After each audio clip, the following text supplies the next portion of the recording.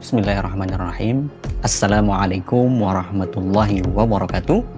Selamat malam kawan-kawan Mimbar Tub ya, dimanapun Anda berada. Semoga dalam keadaan sehat walafiat dan terus dalam lindungan Allah Subhanahu wa Ta'ala. Kita ya, berada di tanggal 7 Februari 2022. Kita akan membahas ya, semoga ya kawan-kawan semua itu semua sehat ya, karena kita baru saja mendengar kabar bahwa Jakarta ya mau masuki PPKM ya. PPKM betul namanya, PPKM level ketiga ya. Artinya ya pembatasan gerak ya di lingkungan umum ya, entah itu bekerja di perkantoran ataupun kemudian aktivitas-aktivitas lainnya pasti akan terbatas ya. Dan semua keputusan sudah diambil oleh Opung Luhut ya, selaku menteri segala urusan ya, yang kemudian menangani pandemi COVID-19 ya, apa-apa ketuanya Pak Luhut bin Sarpanjaitan ya. Bahkan kemarin ya yang lebih heboh ketika peresmian 7 pelabuhan di Sumatera Utara ya, yang mengelilingi sekitar Danau Toba ya, di berbagai kabupaten ya, 7 pelabuhan itu, yang kemudian ketika Pak Jokowi itu sedang membacakan pidato ya, di belakangnya kan berdiri berjejer kan, ada beberapa menteri, ada Menteri PUPR, kemudian ada Menko Marifes ya, Luhut bin Sarpanjaitan, kemudian ada bupati-bupati kabupaten yang ada di sekitar Danau Toba dan juga Gubernur Sumatera Utara. Ketika Pak Jokowi itu sedang berpidato ya, Pak Luhut dengan asiknya ya menerima telepon entah itu ya telepon itu mungkin telepon penting ya dengan investor luar negeri ya dengan calon investor luar negeri, karena bagaimanapun beliau itulah Menteri Koordinator Maritim dan Investasi ya, entahlah ya. Kemudian potongan video singkat itu menjadi heboh ya, bahkan kemudian banyak netizen yang bilang bahwa the real presiden ini ya, yang sedang nelpon itu ya. Ya, sekarang kita akan membahas masih ya tentang penolakan terhadap IKN ya. Mungkin kawan-kawan bingung ya, saya sudah kurang lebih 1 minggu ini belum bisa live, dan baru malam ini bisa live lagi. Terakhir kalau nggak salah saya live itu tanggal 29 pagi ya, jadi 28 ke 29 saya live terakhir itu. Dan karena di tanggal 31 saya mulai sibuk ya, kebetulan anak pertama saya lahir ya, jadi seminggu ini ya, 7 hari ini sibuk ya ngurusin dede bayi. Bahkan mungkin nanti kalau ada suara tangisan mungkin live ini akan segera dihentikan. Jadi itu kita akan bahas masalah tentang IKN ya, karena sekarang ya setelah Bang Edi Mulyadi ya ditahan ya pas tanggal 31 Januari 2022 ya, di tanggal itu juga saya sedang sibuk ya mengurusi kelahiran anak saya. Jadi agak jarang mengikuti beritanya, tapi saya tetap membaca beritanya. Dan Bang Edi ditahan sampai 20 hari ke depan di Bareskrim Polri ya, ditetapkan sebagai tersangka ya. Bang Edi Mulyadi menjadi tumbal ya dari ganasnya oligarki yang ngotot dengan pembangunan IKN di Penajam Pasar Utara dan juga Kabupaten Kutai Kartanegara. Dan jelas balik ke masalah IKN ya, sebenarnya banyak sekali proyek-proyek Pak Jokowi yang mangkrak ya. Di antara adalah kereta cepat Jakarta-Bandung KCJB ya, yang seharusnya di tahun 2022 ini akan segera diresmikan ya, tapi ternyata molor ya. Bahkan di samping peresmiannya yang molor, biayanya pun membengkak. Bayangkan ya, dari 6 juta US dollar menjadi 8 juta US dollar ya. Berapa triliun itu? Berapa ratus triliun itu anggarannya. Dan rupanya kawan-kawan semua, kereta cepat Jakarta-Bandung ini ternyata dengan kereta cepat Laos ya, dengan tujuan Vientiane ke kota Botan ya, dari ibu kota negara Laos ke kota Botan yang jaraknya jauh lebih panjang yakni 414 km dibandingkan Indonesia yang kurang lebih 128 km ya, Jakarta Bandung itu selesai lebih cepat. Dua-duanya digarap oleh Cina ya, jaraknya lebih jauh Laos, dan harganya lebih murah Laos ya. Kenapa bisa terjadi? Ya, yaitu mungkin ada suara-suara bayi. Ya, lebih cepat Laos rampung ya. Semuanya sama-sama digarap pada 2016, bahkan penggarapannya itu lebih cepat Indonesia di awal 2016, sedangkan Vietnam itu kalau nggak salah di akhir 2016 dan sudah selesai rampung di tanggal 3 Desember 2021 tahun lalu. Sudah selesai. Kok Indonesia belum selesai ya? Ya, inilah ya. Kita bacakan dulu beritanya. Sama-sama digarap Cina, kereta cepat api Laos sudah rampung dan Jakarta-Bandung belum. Akhir tahun lalu 3 Desember 2021, Laos secara resmi telah membuka operasi kereta api cepat Vientiane Botany. Pada saat yang sama, proyek kereta api cepat Jakarta-Bandung justru mandek alias mangkrak ya. Bahkan kemudian akhirnya proyek ini membebani APBN ya. Walaupun kemudian dibela habis-habisan oleh Ali Mokhtar Ngabalin dengan mengatakan daripada proyek ini mangkrak, nah ini sih sebenarnya udah mangkrak ya, biaya sudah membengkak ya, waktu perencanaan nggak matang dan sebagainya. Sama seperti proyek kereta api cepat Jakarta-Bandung, kereta api cepat Vientiane Botany juga digarap oleh China. Keduanya sama-sama memulai proyek pada 2016, Indonesia pada 21 Januari 2016 dan Laos pada 25 Desember 2016. Bayangkan jaraknya Januari dan Desember hampir 1 tahun ya. Lebih cepat Indonesia penggarapannya.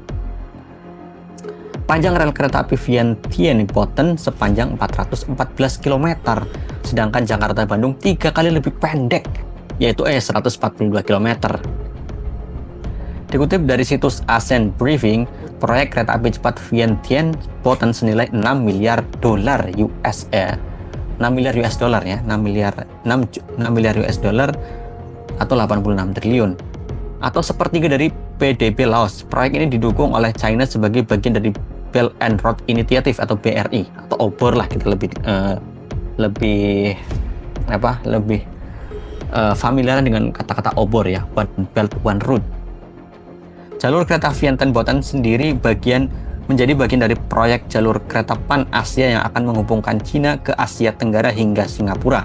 Di sisi lain, proyek kereta api cepat Jakarta-Bandung yang belum rampung hingga saat ini sudah memakan banyak biaya.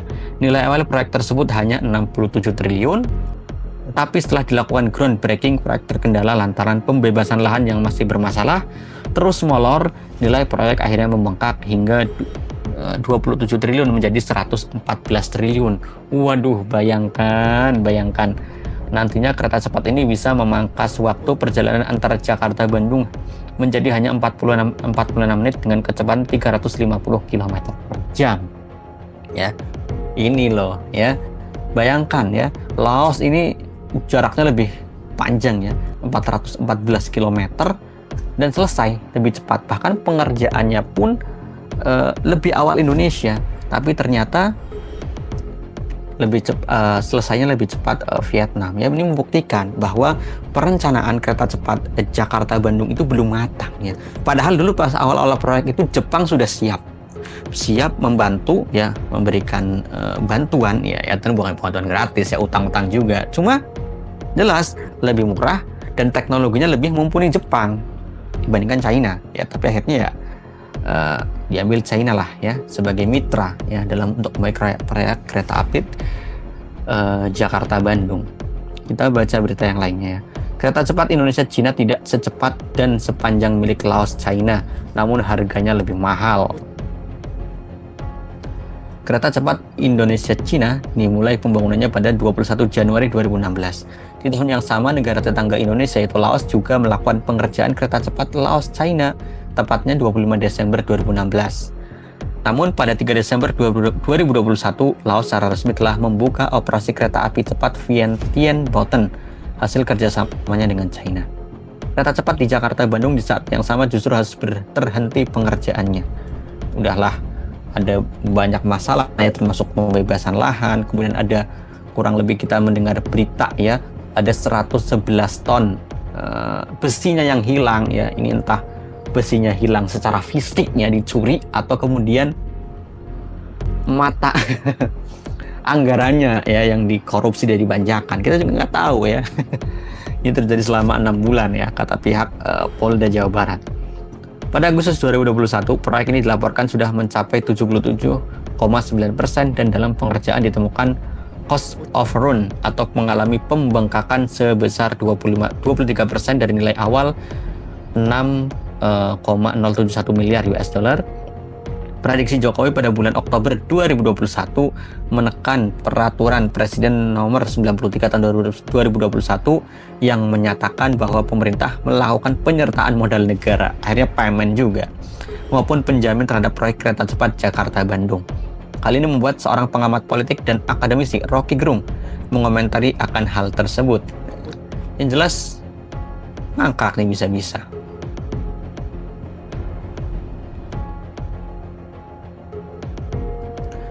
Sebagaimana dilansir kabar Besuki dari kanal YouTube Rocky Gerung Official yang mengunggah video mengenai isu proyek pembuatan kereta cepat Indonesia-Cina pada Senin 7 Februari 2022, hal yang menarik dari proyek kedua negara adalah kereta cepat Laos-Cina lebih cepat pembangunannya. Tidak hanya itu, jumlah biaya proyek Laos-Cina ini lebih sedikit, namun rute panjang dari proyek jauh lebih banyak lebih panjang ya, sebanyak 272 km dibandingkan milik Indonesia. Panjang rel kereta cepat milik Laos ini 414 km, sedangkan proyek milik Indonesia panjang rel keretanya hanya 142 km. Namun untuk anggaran dari proyek kereta cepat Laos hanya sebanyak 86 triliun rupiah, dan untuk Indonesia memakan anggaran sebanyak 114 triliun dan masih dalam pengerjaan dan bisa membengkak lagi ya. Apalagi kata Ibu Sri Mulyani di tahun 2023 adalah tahun kritis ya keuangan negara.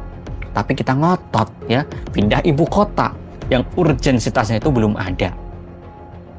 Hal ini dikhawatirkan akan terjadi pada ibu kota baru, yakni terjadi pembengkakan anggaran dalam pembangunannya ya. Ibu kota baru itu sudah dianggarkan 466 triliun ya, itu anggarannya ya, yang kemudian memakan APBN 56,3% ya. Sisanya itu dari swasta, kemudian BUMN dan sebagainya. Kalau data itu dibaca oleh Sri Mulyani, ia harus terangkan, dan sebetulnya keterangannya gampang, itu diintip anggarannya itu dan diijon, kata Rocky Gerung dalam membahas isu proyek kereta cepat tersebut.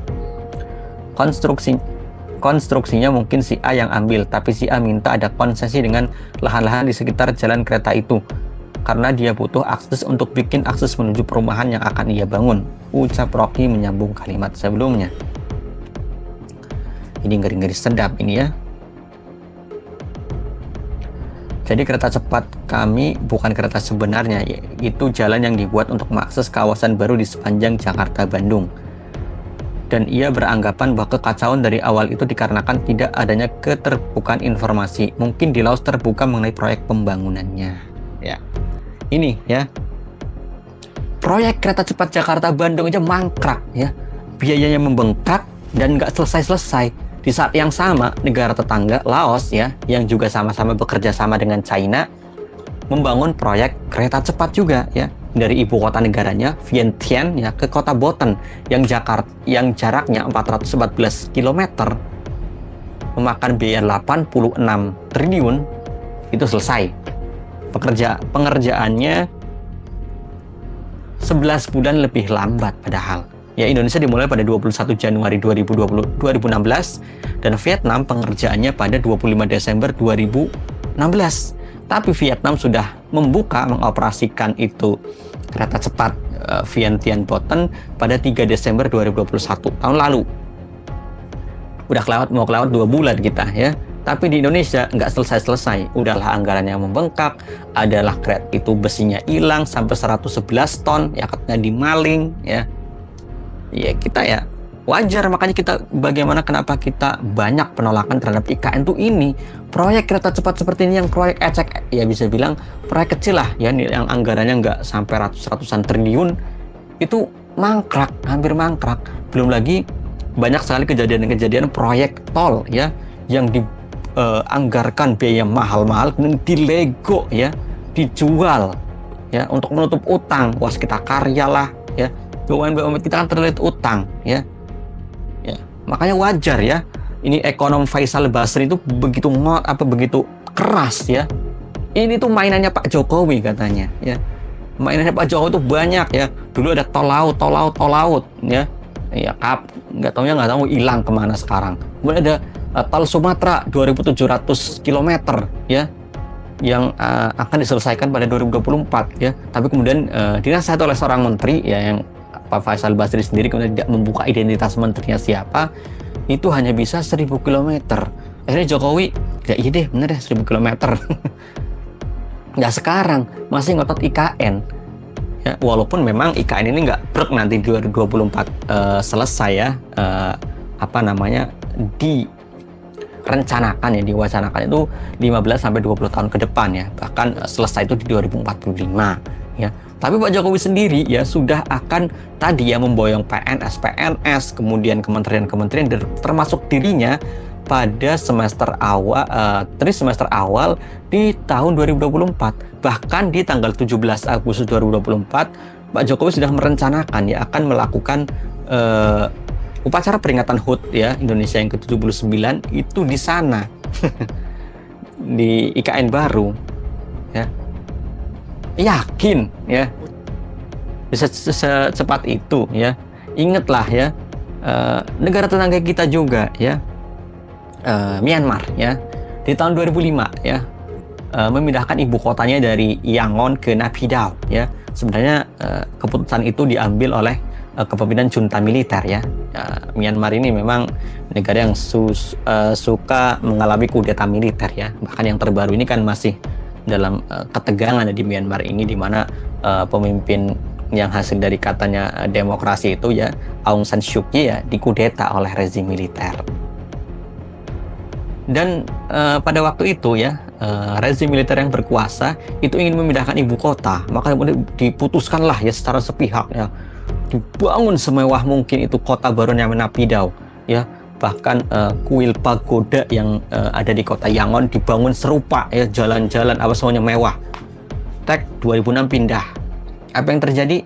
Sepi, gak ada peminat ya. Bayangkan sebuah ibu kota negara yang dibangun sedemikian mewah, sedemikian rupa untuk menarik ya warga agar pada pindah ke ibu kota yang baru.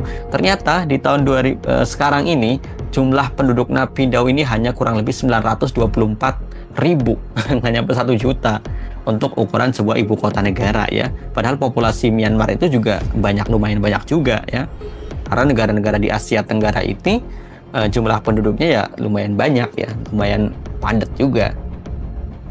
Apalagi nanti ya IKN yang baru ya, yang paling tidak ya ketika selesai itu harus ada kurang lebih 5 juta penduduk.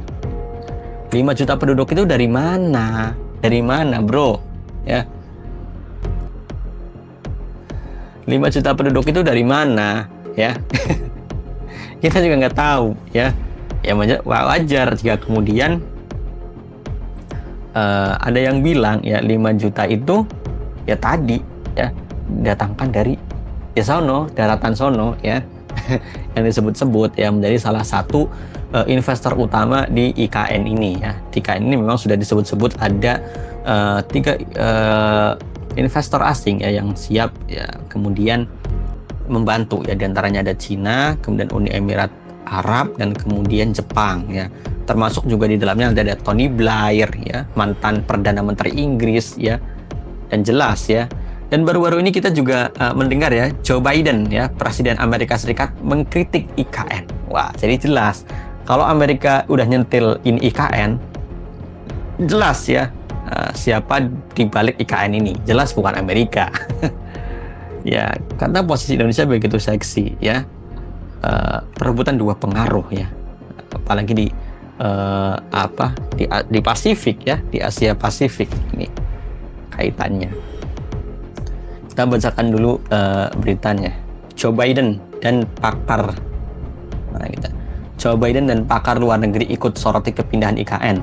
Ada potensi banjir dan korupsi miliaran dolar ya. Kalau potensi banjir itu sudah kelihatan ya, karena kemarin-kemarin kita melihat di sekitar daerah ya IKN itu memang sudah terkena banjir ya. Jadi bullshit lah ya, kemudian nanti di ibu kota baru akan terhindar banjir dan sebagainya ya. Dan yang lebih nyelekit itu ya bagaimana sindiran satirnya Tempo ya, yang kemudian menggambarkan sesosok yang sedang berpidato. Ada 4 slide ya, 1, 2, 3, 4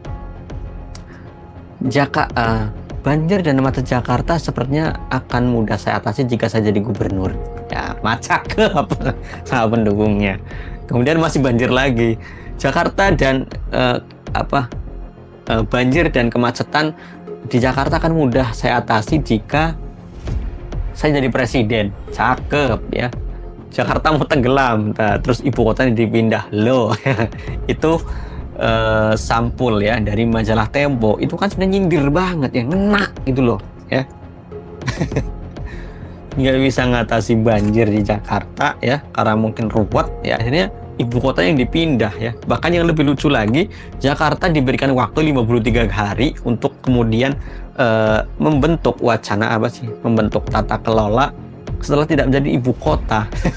Diberi waktu 53 hari, apakah menjadi kota berdagangan, kota pusat perekonomian, atau kota pusat kesehatan dan lain sebagainya. Bayangkan 53 hari suruh ngebut ya DKI. Kita lanjut baca beritanya dulu ya. Joe Biden dan pakar luar negeri ikut soroti kepindahan IKN, ada potensi banjir dan korupsi miliaran dolar. Nggak jelas ya. Dan masalah korupsi ya dan oligarki ini, apa yang dikatakan Bang Edi Mulyadi ya ketika konferensi pers ya bersama kami ya di Bartubing tayangkan, itu jelas ya. Apa yang disampaikan beliau itu semuanya benar ya. Yang beliau sebut mulai dari Sukanto Tanoto, Reza Herwindo, Hasim Joyo Hadikusumo, Luhut Binsar Panjaitan sampai Yusril Isham Mahendra, itu benar ya. Walaupun kemudian Yusril melakukan klarifikasi bahwa beliau pernah memiliki saham di tanah yang akan dibangun IKN, tapi kemudian sudah menjualnya. Sedangkan Hasim Joyo Hadikusumo yang merupakan adik Prabowo sudah mengkonfirmasi bahwa benar dirinya punya konsesi lahan di sana ya. Bahkan nantinya Hasim dan Sukanto Tanoto ini akan kemudian mengelola air bersih di IKN lewat perusahaannya PT ICKU. Kita baca dulu beritanya tentang Joe Biden yang pengkritik IKN ya. Ini jelas berarti di belakang IKN itu jelas bukan pengaruh Amerika, tapi pengaruh yang jelas ya apalah ya. Rencana Presiden RI Joko Widodo memindahkan ibu kota negara atau IKN ke Provinsi Kalimantan Timur tidak hanya mengundang berbagai reaksi di dalam negeri, bahkan dunia internasional juga ikut menyoroti-menyoroti-menyoroti-nya. Presiden Amerika Serikat Joe Biden juga ikut buka suara terkait pemindahan IKN ke Kalimantan Timur. Joe Biden mengangkat isu pemindahan IKN ini saat berpidato terkait ancaman perubahan iklim. Biden mengatakan jika proyeksinya tepat, maka dalam 10 tahun ke depan pemerintah harus memindahkan IKN karena ibu kota negara saat ini Jakarta akan terendam banjir. Jika proyeksinya tepat 10 tahun ke depan, mereka, dalam kurung Indonesia, harus memindahkan ibu kotanya karena mungkin terendam air, kata Joe Biden seperti yang dikutip Hobbs ID dari kanal YouTube Berita 1 pada Rabu 2 Februari 2022. Proyeksi tenggelamnya sepertiga Jakarta pada 2050 memang merupakan salah satu pertimbangan di balik pemindahan ibu kota ke Kalimantan. Sejumlah pakar luar negeri juga menyoroti hal tersebut. Analis dari Patterson Institute Amerika Serikat, Gary Hufbauer, mengatakan melihat apa yang direncanakan oleh pemerintahan RI saat ini, dirinya teringat dengan pemindahan ibu kota Brasil dari Rio de Janeiro ke Brasilia pada tahun 1970 hingga 1980-an. Wah, jadi apa nih? Ya, soalnya Brasil juga termasuk salah satu negara yang ya tadi ya memindahkan ibu kotanya ya dari Rio de Janeiro ke kota Brasilia. Memang ada beberapa negara ya yang sudah melakukan pemindahan ibu kota. Saya teringat pemindahan ibu kota Brasil dari Rio de Janeiro ke Brasilia.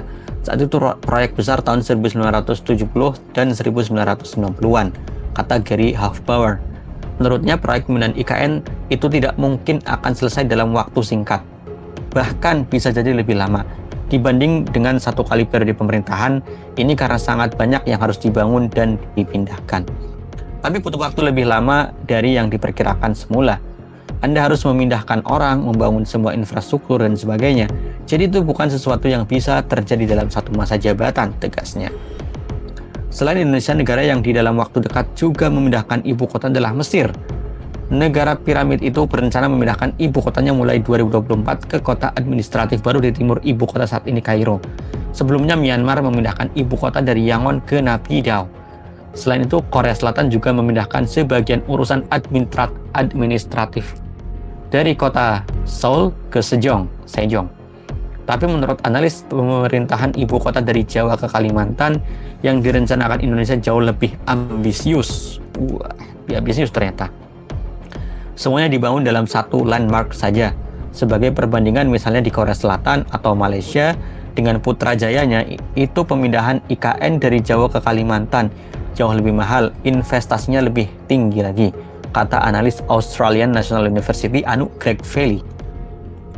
Dia menambahkan jika tidak direncanakan dengan baik, maka akan banyak uang terbuang. Selain itu, berbagai masalah akan timbul dalam prosesnya, salah satunya korupsi. Ya, wajar ya jika peneliti analisis luar negeri ini khawatir dengan korupsi ya, karena tingkat korupsi di negeri ini begitu parah ya. Bayangkan proyek, ya bisa bilang proyek receh ya. EKTP, bayangkan EKTP yang nilainya nggak sampai puluhan triliun ya, itu menjadi bancakan anggota-anggota DPR ya, walaupun kemudian yang dikorbankan ya menjadi tumbal dari korupsi EKTP adalah Setia Novanto ya. Kita ingat ya bagaimana drama kecelakaan kejedot tiang sampai cendol segede bakpao ya. Sampai kemudian akhirnya ya Setia Novanto dihukum ya karena korupsi EKTP. Tapi di IKN ini nama Setia Novanto itu masih ada sangkut pautnya ya, karena anaknya yakni Reza Herwindo itu punya konsesi lahan di IKN. Jadi jelas ya, bisa mangkrak itu. Bangun kereta cepat aja nih yang yalah ya, dengan Laos saja jaraknya lebih pendek, yang mangkrak ya, apalagi IKN. Kok ngotot bener. Kalau ini tidak direncanakan dengan baik, ini juga bisa membuang jutaan, miliaran dolar mungkin. Resiko korupsi dan sebagainya. Jadi banyak sekali problem yang saya kira akan muncul pembangunan kota IKN baru di Kalimantan, ungkapnya. Sementara analis dari National Graduate Institute for Policy Studies (CRIPS) Jepang, Gwen Lim mengatakan jika proyek IKN ini berpeluang untuk ditunda untuk saat ini. Hal seperti ini bisa ditunda bukan karena sengaja, tetapi bisa jadi karena munculnya COVID, maka semuanya pekerjaan terhenti. Itu hal-hal yang di luar kendali, kata Gwen Lim. Selain itu, terkait isu lain seperti pembebasan lahan yang berpeluang akan menyulitkan bagi pemindahan IKN, isu lainnya adalah pembebasan lahan sangat rumit. Masalah seperti itu bukan hanya ada di Indonesia, imbuhnya. Seperti diketahui, pemerintah telah merencanakan pemindahan IKN dari Jakarta ke Kalimantan Timur. Kantor Presiden, Wakil Presiden, dan sejumlah kementerian rencananya akan dipindah pada tahun 2024. Kemudian pemerintah juga berencana menyelesaikan Istana Negara baru yang ditargetkan akan rampung di akhir masa jabatan Jokowi. Waduh ya, jadi lebih ambisius membangun istana ya. Padahal kita tahu ya, Amerika Serikat juga dulu di tahun 1900, awal 1900-an juga pernah memindahkan ibu kota ya, dari New York ke Washington DC. Tapi yang dibangun dulu apa ya? Perumahan rakyat, infrastruktur untuk rakyatnya ya, agar aksesnya itu mudah. Bukan istananya dulu yang dibangun. Istana itu gampang ya. Yang penting ya benar rencananya matang dan jangan ngutang. Ya itu. Beda ya. Belajarlah ya bagaimana Daulah Islam ya dulu membangun ibu kota yang memang baru real, dimulai dari nol ya. Itu bagaimana Daulah Khilafah Abbasiyah ya di masa Khalifah Abu Ja'far Al-Mansur ya, yang memindahkan ibu kota yang tadinya di Damaskus ya di masa Khilafah Umayyah ya, kemudian ketika beralih ke masa Khilafah Abbasiyah ya, kemudian sementara di Kufah, kemudian Abu Ja'far Al-Mansur ini ingin membangun sebuah kota yang nantinya akan menjadi landmark dunia, yang akan menjadi mercusuar dunia, maka dibuat perencanaan yang begitu matang ya. Kota Baghdad ya, yang menjadi kota nomor 1 ya selama kurang lebih 5 abad ya, sampai kemudian kota itu hancur lebur akibat serangan barbar ya tentara Mongol pimpinan Hulagu Khan pada tahun 1258.